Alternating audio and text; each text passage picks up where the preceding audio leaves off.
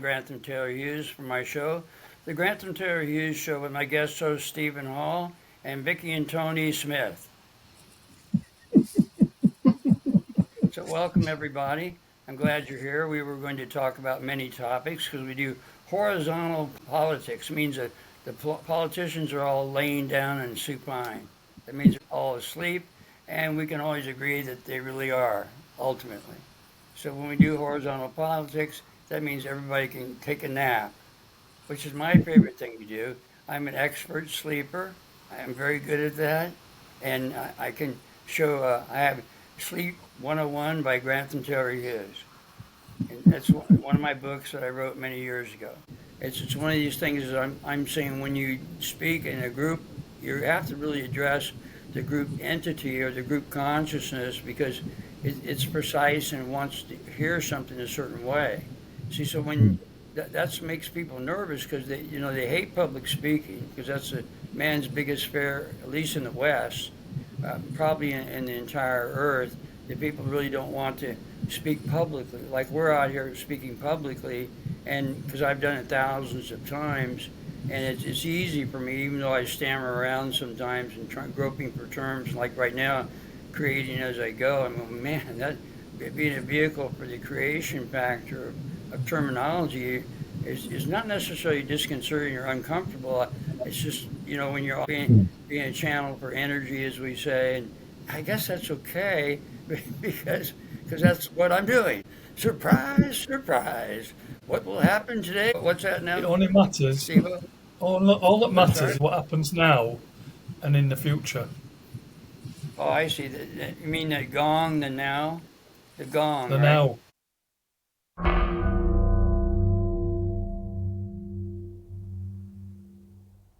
I realized something this morning too, that the mantra is really a gong, like the circular mandala. It's also a gong when you go now, and you hit it with the now sound. So it's a gong, right? Anyway, so oh yeah, we can bring that up now too because the word now really is a onomatopoeia, which is the sound like the word wow. You're making a sound into a word. So now is really an onomatopoeia for the gong sound. My voice, I'll do it for no, no. It's like hitting a gong, and that's the sound of it. Those hammers that will hit the gong. So the word now is not really a word of itself. It's just a sound. See, nobody knows that. That's something I divine in a introspective technique, a meditative type thing that I do. I got that, and I wondered, boy, that is really interesting. Thinking of the now being the present, but it really is just a sound. Isn't that interesting? It doesn't really mean the present. It's just a sound when you hit the gong. Now.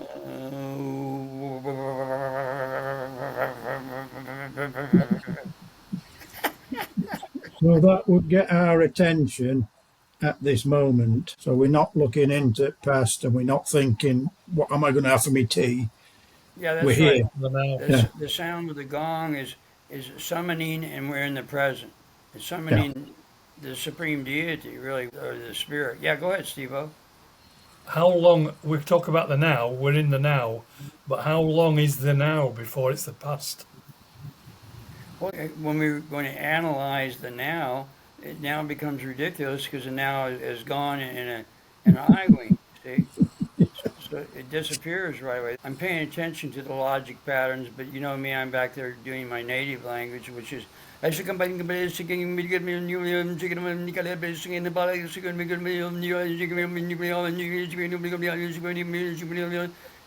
that in one breath too. Speaking in tongues, which is a sacred language, or who is that? What's the name of that lady, Vicky, that does a light language? She calls it the light language. Judy Satori. We're promoting you, Judith. I really like what you're doing with the light language. I hope you don't mind me mentioning it. At the same time, it's really the sacred language, and you've said in your dialogues, a sacred language, and that's what it is, a sacred language.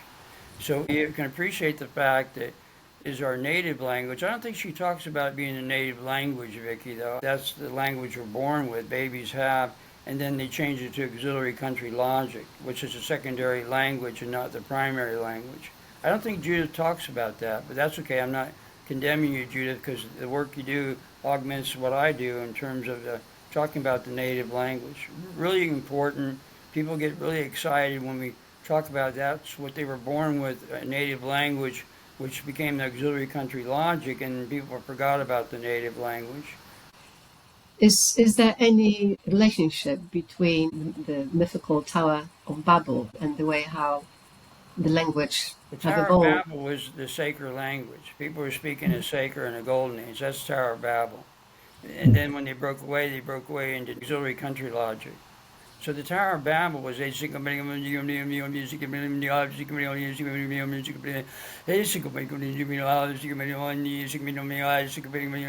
just it's a sacred language, and they were all doing it, and then they broke away and they started repeating the sacred, and they turned it in repetition into an understanding. Then they stood under the tower. They stood under the Tower of Babel instead of on the tower, in the tower anymore. See, that's where that came from. Babylonia meant babbling. See, it's all it means. When we were all speaking Asaka and we were at the height of the Tower of Babel, we were all on the same thing. So then we were in the knowingness arena that we're Correct. trying to reach. So That's we right. know everything Right. and we don't have to communicate with words what it is. Yes. We just know. Right. At the same, no, but again, though, we got to watch out for that telepathy thing. That was when I first met you a few years ago. That was your Yeah, first question. We have yeah, to use oral dissertation. If we just think about it and leave it on the inner, we're not sentient. See, we're going mm, back to vegetation. If we use telepathy and we're not using our oral dissertation, that's why it's good for a human to speak, because now it's part of sentience. You see, mm, so we got to be careful with that routine about just knowing this through telepathy. We know things through a shaker. We need to go. I should go by these. I should do this. We need to do mm, that. See, if we don't do that, then we're not our flute, the flute of God, right? We're actually mm, an instrument for the supreme deity. We're a biological instrument. We're a mm. reed instrument. Our throat, the larynx is a reed. Okay, so Right, because we use a reed in our throat. As we're speaking now, we're using that reed, and we're right. forming sounds out of it. You see what I mean? So, Yeah. so our electrical essence has to have outflow. It has to be moving all the time through us, the electrical essence. Yes, because it needs to speak to be sentient. See, so Mm, we need to allow for speech, and because people are all in the international labor force, we're not creating forums for people to come and speak. We're not creating a naked public square like Pastor Newhouse wrote that book many years ago. But coming to the square and being able to say what we want to say, we're not doing that because people are afraid to speak because they'll be condemned. Whereas as Steve says, we're setting up safe places in terms of our forums. You can come and talk, and we're not going to chastise you or condemn you. Go ahead, Steve-O. So when energy, electricity, whatever you want to call it, comes out of a human being, where does it come out of? Well, it's the instrument. See, and remember we talked about the electricity. I mean, that's that spinning vortex in the universe. It's a sound, light and sound, right? So it comes through us. That's the essence, of electricity. I know that, but where does it come out of us? Where does it come out of all our body? You know, like they talk about aura around somebody's body. Is that electricity coming out everywhere? Does it come out through our chakra at the top of our head? Does it, What's our where? viewpoint? Our essence. The essence is within man. So that's the electricity is we're our essence. That's what we are. So that's behind all of the instrumentation and behind the flute that we're playing. See, so that's yeah, all. It's not something complex. I mean, people know mm, this within themselves. You see what I mean? They call it the mind or soul or whatever, some other teachings and what have you. But it's the essence of what we are comes through and plays the instrument. Real simple stuff. And here I am. I'm a human being. I have a viewpoint and I have an individuality that I want to express myself. I have knowingness from many past lives. I've talked about that in other podcasts. That I believe in reincarnation. So we've done this many times over, and here we are doing it again. What the responsibility we have on our podcast is to help people with their ruinations. Let's teach people about a Saker, and they'll be very happy for that. just become giddy children. Even children will go and speak to infants, and then the parents go, "What are you doing?" "I'm speaking their native language," and the child's responding, coming back, saying, "Kaka, kuku, kaka," and I'm going, "Isikamba kukundelikada," and they go, "I kuku kaka," and we have a conversation, and the parents are going, "What's going on here?" I said, "Well, if you speak this way to them, they're going to really stand up straight and be speaking as an authority."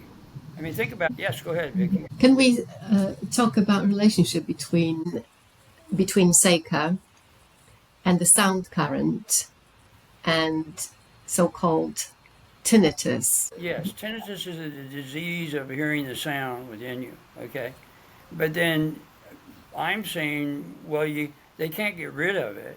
You see what I mean? So they give people music or drugs to try to distract them from it.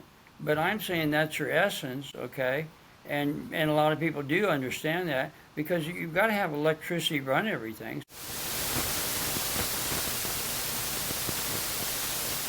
So we're just electricity, and that's our essence. We're electricity within, and we utilize electricity. So, go ahead, Steve. Why do we talk about the original language when we've forgotten about it? Well, because we need to give that back. That's when we talked about in our previous podcast the three ruinations in our life, right? And one of the ruinations is taking away the native language and forgetting about it. In my opinion, is we need to give it back, and then you have a dynamic range in your day-to-day living. If you're stumbling around with logic, you can always go, well, hey, I'm having a great day, and how about you? Yeah. I think we started with introspection into sounds of gong. No, no, no, no. Which That's is really good. kind of onomatopoeia anyway of a kind. Onomatopoeia, right? Absolutely, yeah. Onomatopoeia, yes, yes. Yeah, and that's what it is. It's a word for a sound. That's what now is. But we're the only ones talking about that. That's brand new Yeah. today publicly. I talked to you And guys about it yesterday on the private conference call, but publicly, this is the first time anybody's ever said that that I know of in a long time. I yeah. doubt if anybody has ever said that. She's come up with brand new things. Anyway, go ahead, please, whoever that was. and it also illustrates beyond the sound because when you strike a gong, you can feel the vibration. Correct. So it's showing that words carry vibrations, Yes. and Well, we yeah. feel that in us. So there's the element of music in it, isn't it? When we listen to music, it's all we Well, I listen don't know almost about in see, loud. and then I get nervous because then now we're being amused. Mm. I mean, when you do a gong, it's not a rhythm. I get concerned about songs and music because now it's diverting you from your essence, really, when you get right down. Mm. You see what I mean? So music means to be amused, or the muses on the hill. Odysseus is tripped in the Odyssey. The sirens were singing sweet songs, and then they got on the hill and they were just demons. Even though I know everybody's into their music and what have you, being amused and going down a garden path of demonicism. So it's really strange, the whole thing. Anyway, Steve, go ahead. I know you're. I can So see your interrupt views with your lips are moving. we talk a lot about communication. Now, in the modern day, communication is basically obviously the telephone, which has been around for over 100 years, but it's progressed to mobile phones, tablets, computers. So the communication now is more technological than it is physical. So, for instance, if I talk to you on the phone like I'm talking to you now, although it's visual, on the phone it's not. So there's no vibration effect really. Although you do get a bit of vibration, but it's not the same. If I talk to you as I'm talking to you now, there's more vibration because it's visual. So you've got the audio and the visual. If I'm with you in your company, then that vibrational effect is even more intense. And this is where we talk about the communication, where it's going and where it's gone, affecting our lives. See, we're missing the biology there. We're missing the flora, yeah, and the fauna. Mm. See, and then we get into machinery again, industrial complex. Industrial noise isn't really harmonic. See, it's a 4/4 timing, the chain that's always going in 4/4 timing, and that's not the way our brain works. Is in a really tremendous dynamic and waves of dynamic. See, so that becomes the issue of the industrial complex noise. We talk a lot about that, where before the Victorian times they didn't have machinery. It was a very harmonic time. You had the horse and buggy, which is harmony. You got a beautiful horse and you've got a wagon that has no machines. It's moving, but it's not a machine. You see, I mean, the machinery makes terrible noise. The clippity clop and the wagon sound is harmonic sound because it's nature. Wood is nature. You see. So as soon as you get a machine in there, a motor is the problem. The motors have that anti-harmonic sound. See, we're not in a harmonic sound, even though they have the electric car, which is electricity, but the problem is it's not really pure electricity, it's oilicity. See, remember I said if you go to a power station, if you look at the blueprint of a power station, they'll have an oil burner that runs the power station. So if the electricity was pure, then it'd be harmonic, but it's not pure. See, that's why I have to do the relostatics at the Omnivergence Institute, because statics is harmonic. Harmonic sound is silence and pure. See, so we don't have pure electricity right now. So electric cars are really aberrant. It's damaging the infrastructure because it's a noise factor of machinery or motors, and that's the oil industry needs to get on board with the relostatics.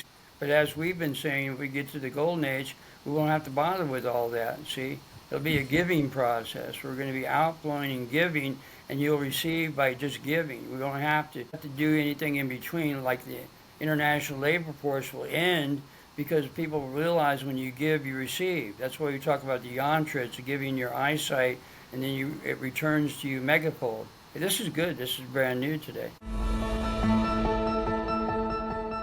Next, you're going to tell me hugging a tree is beneficial. I hug trees all the time. I'm a tree hugger. I have a big tree in one of my favorite parks. We call him Michael Maple, and he's about 2,000 years old. I mean, his diameter is about 20 feet in diameter. I mean, it's really huge. Like, you can't get your arms around. You got to get 10 people around the tree. Yeah, I hug Michael. I have a song to Michael Maple, I love you, Michael Maple. How are you? You're the best tree in the entire world, Michael Maple. Well, and he's still there. The tree's still there, is it? Sorry? Yeah, he didn't leave. He didn't walk away. He was like Tony, he applauded.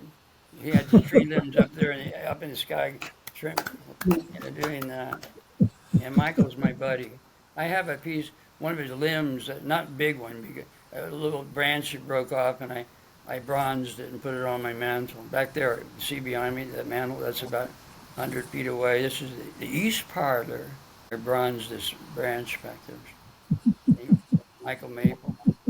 Grantham, I Yes, heard ma'am. that trees hold memories. The old memories. Trees Have you hoard had an experience of communication with trees and finding that they hold memories? They hold memories, Well, yes. well, who measured that? Who's measuring that? I don't know, people who are a bit psychic, like memory pictures stored within the auric I field see. of a tree. But that's unproven, so we're in real trouble with the non-woo-woo people, right? I don't have a problem with that. I like to talk to plants. I think that's good. King Charles does. He talks to plants and whatnot. So he's a credible Well, soul. Yeah, go ahead, Steve. just because a plant or plantage, foliage, doesn't have our structure, doesn't have what we regard a brain and a heart, but it's alive and Wait it's a living. minute. It's a gel structure. It has wick. Remember, we've Yeah, gotten so, into. Yeah, go ahead, so it's Steve. not unlike us, is it? And in fact, we probably came from trees initially. Trees were here before us. So, Yes, you're right. so is it far-fetched to think that they are not necessarily thinking like we are, conscious like we are, but there is a consciousness there. Otherwise, they wouldn't be alive. Okay, we can do a segue into that. I mean, every atom is really conscious, so a tree really is conscious. So we can restore Vicky's woo-woo stuff and the New Agers and stuff. See, that's the whole thing. If we get some logic in there, the New Agers information becomes credible. See, the problem is they leave out a lot of stuff, like a tree thinks and has a memory. Well, like Steve said, if we get down to every atom has consciousness, how do you address that? Well, the atoms of the tree have consciousness. So, see, the problem is they don't use enough language, Vicky, and then it leaves people hanging out to dry.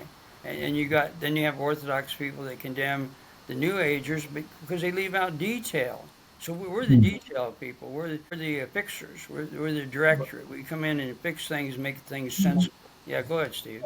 How do we know that trees don't communicate between themselves? Just because it's not the way we communicate. You don't see a tree with a mobile phone or a laptop or something.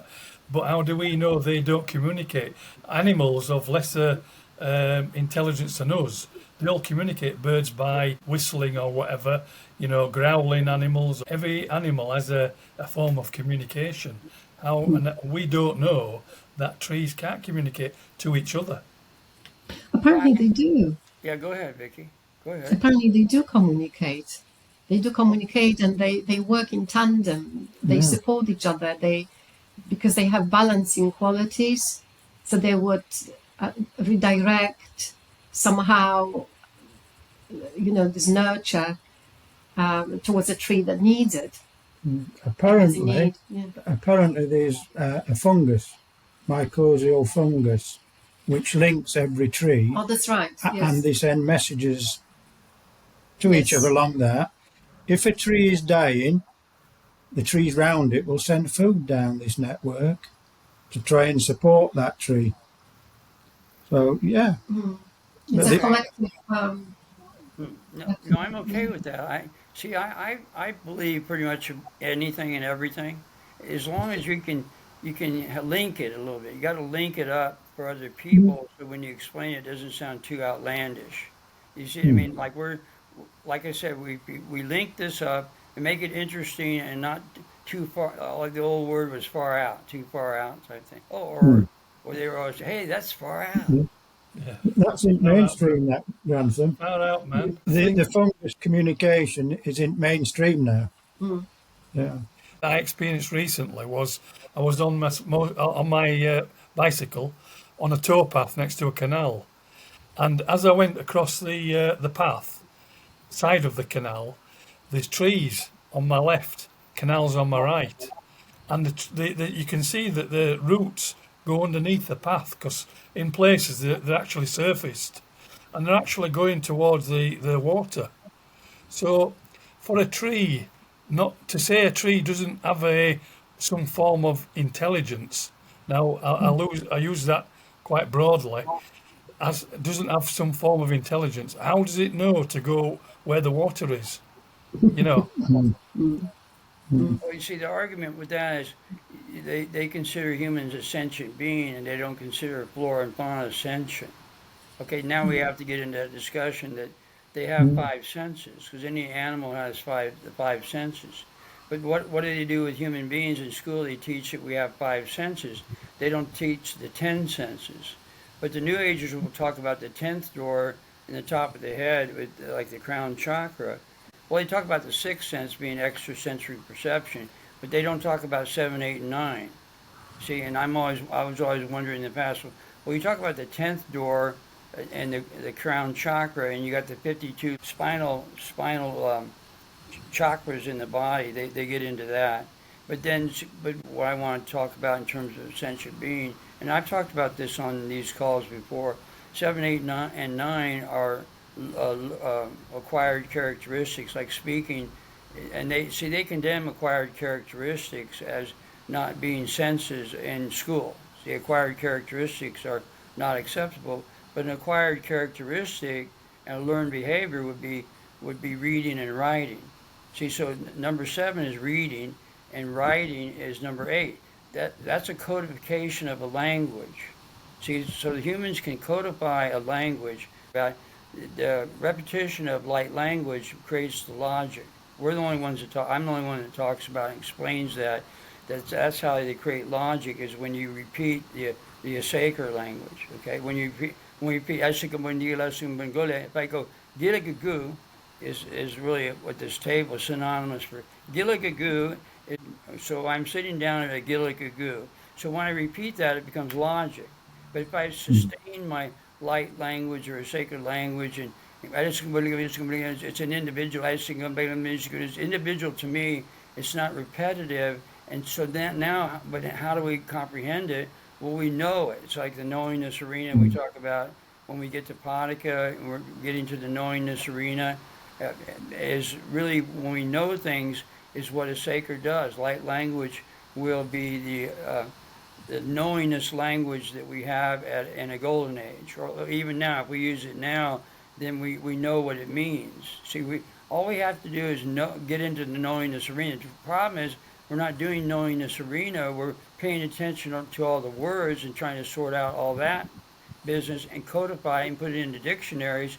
And then the process, we're not really losing our sentience. If anything, we're augmenting the sentience, because now we've declared that the ninth sense is speaking. Speaking is the ninth sense. So you got 7, 8, 9. You got reading, writing, and speaking. Links up the sixth sense to the 10th sense. You got extrasensory perception, which is really a sense of humor. I mean, I'm the only one that talks about extrasensory perception being humor. By the way, nobody else talks about that. They consider extrasensory perception telepathy, like reading minds and all that business. And I'm saying that's not possible, because you can't do it exactly. You read your own mind, but nobody else can read that mind. They can guess at it. In fact, go ahead, Steve, if you want to get in there. I mean, I find it fascinating about talking about the plants and the other life that we very rarely go in depth in conversation about. But a question that's just come up while you were talking was, why does a tree bear fruit? So if you look at that logically, and I know we don't like to talk logically all the time, but it must be because it's providing food and sustenance for something. The fruit is really the flowering of it. It's really a death knell to the blossom. You see what I mean? So it's really shedding. It's really an evacuation of the water they take in. It's like us. We vacate through urination and defecation, and so a defecation would be the fruit that it bears. Okay, so it's not really providing food necessarily, because in reality it's air. They're taking in air, they're taking in humidity, and then they're creating the tree, and then the defecation would be the apple. See, so it's not really fruit, Steve, because the fruit should be just like us. We should be breatharian, and that should be our food, instead of eating gross matter. That gross matter, just like eating the apple in the garden was a condemnation of the human being, because he devolved from that. See, he was supposed to have been being a god eater, Eshwal Kanwali, and eating the air.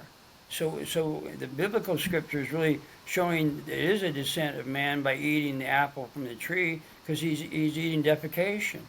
This is good. Boy, this is brand new. Here's one I made earlier. Defecation! No, Here's, not that. here's one I made earlier. That's a defecation of the tree. It's really a turd. Did you hear that? He called you a turd. That's Did you an hear apple that? turd. You like that? That's pretty funny, right? See, this is really good stuff. People really have to listen to our podcast, because they like me calling an apple a tree turd, and the kids will go, they laugh when it's profane, right? But not being profane, I'm just giving you the facts of the matter.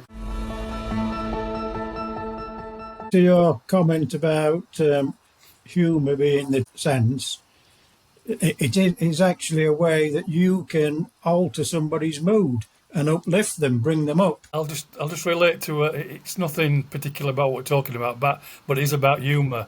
And I was in a supermarket this morning, and the woman in front of me bought some stuff, and the lady says, "Oh, you're paying by card?" She says, "Yes." And she just sat there with a purse, or stood there with a purse. So the lady's waiting and waiting, but she stood there with a wallet and not doing anything. She says, "You have to take your card out of your wallet and put it to the machine." Oh, right, okay. So she does that and puts it to the machine. And the lady says, "It's all right, I'm here till 2 o'clock. So I've got all the time in the world." And she sort of said it off the cuff as a little bit of humour, you know. But the lady didn't smile and she just took her stuff and went.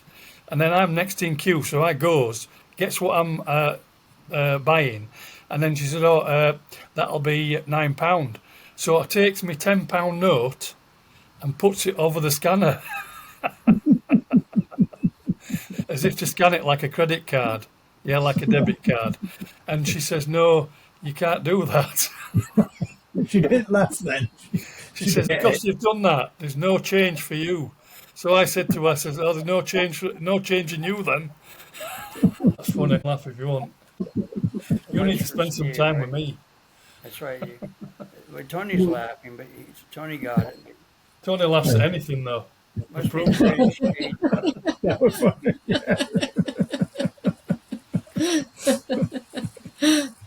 Come and spend some time in Steve's world. I'm not that horrifying though. When we do behaviors, ourself on the inside we think it's more animated than it really is. It's not such a big deal, really. I mean, but it is to us. It's like when people don't want to speak because they think, "Well, what I'm saying is horrible," but not really. That's why people should get on these videos and see themselves and they realize, "Hey, I'm not so bad after all." They're very self-conscious. I think what people think is, I best not say anything in case somebody speaks back to me or asks me a question, and I don't want that. You know. Well, but it's still this fear of the self-conscious thing, why people are afraid of public speaking, and they're afraid of making errors too when they speak, because the country logic is a failure. We know that, and everybody knows that. That's why they don't want to say anything. That's why we got to give back the native language. So if we give back the native language, then people won't be afraid to use the country logic. You see what I mean? Because then they'll have their knowingness back, and then the country logic is more acceptable. They consider our country logic as the native language, which is false. I mean, that's just a lie, a flat out lie, and people know it's a lie, and they don't have an answer for it, see? So we give an answer, giving back and talking about the sacred language, we give it back to the people, then they're real happy because now they have, the ruination is gone. The ruination is the factor.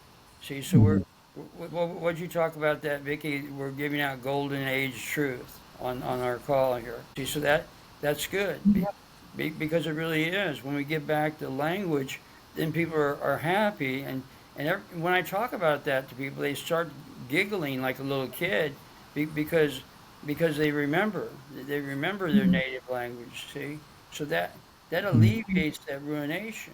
Just like when we alleviate the other two ruinations about life. We talked about that. See, we were talking about mortality, proper mortality, that you can live beyond 100 years and look pretty good. And at the same time, we're giving back the eyesight travel, we're giving back people's travel. So those are the other two ruinations that we've talked about on the podcast before, about these situations that people have when they're entering the Western world in life. See, so they have three ruinations when they're born. So we need to correct that.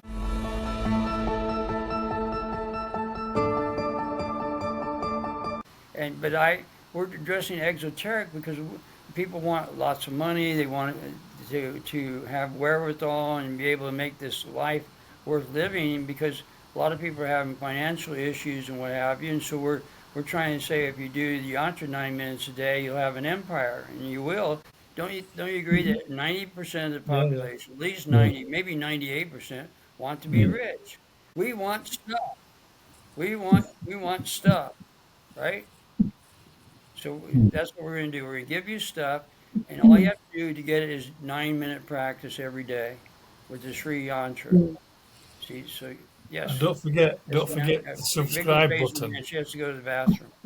Very important, the subscribe button. Apparently, all the stuff is made of the same substance. What substance is it? Can we talk about the substance? Well, if you're talking about soil, it's just distilled turd. Everything's made out of, that's what the soil is. It's distilled So is that the stuff you're talking about on the ground? No, no, no, no. I've been talking about the process of creation, of manifestation, Manifestation. that comes with the thought. Okay, but it's still eye attention. You put your eyes on something, and centering. That's why we look at the bindu and the yantra, a little circle. You'll appreciate that, Steve. Bindu means spirit, but I'm just saying it's an empty circle. Thank you. I'm calling it an empty circle. But the Remember bindu, the twain you, shall you meet. put you put your attention on this empty space, and ironically, everything comes to you. So that's in line with what you're saying, Vicky, because the bindu is like a white circle. It's really nothing there, but your eye attention's focusing and drawing everything to you. You're drawing stuff to you. You see, and that's the idea of the practice of the yantra work, 9 minutes a day, looking at the bindu and not thinking of anything. You're just drawing everything to you. I mean, boy, that is as easy as it gets, don't you think? Yeah, go ahead, Tony. Yeah, I think Steve's mastered now the art of not being distracted by all these toys, where a lot of people won't be able to give the attention to the bindu because their minds will be wandering. They'll be thinking of the things and they'll be distracted from looking, so they won't really give it the attention for 9 minutes, which is a hard thing to do, to master that. Go ahead, Steve. The Go fair on. point is that, Tony, because what you're saying there is that they can't do that, or they struggle to do it because of the distraction value of everything around them. And what you've got to do is you've got to train yourself, I suppose, to the fact that you discount everything that is a distraction.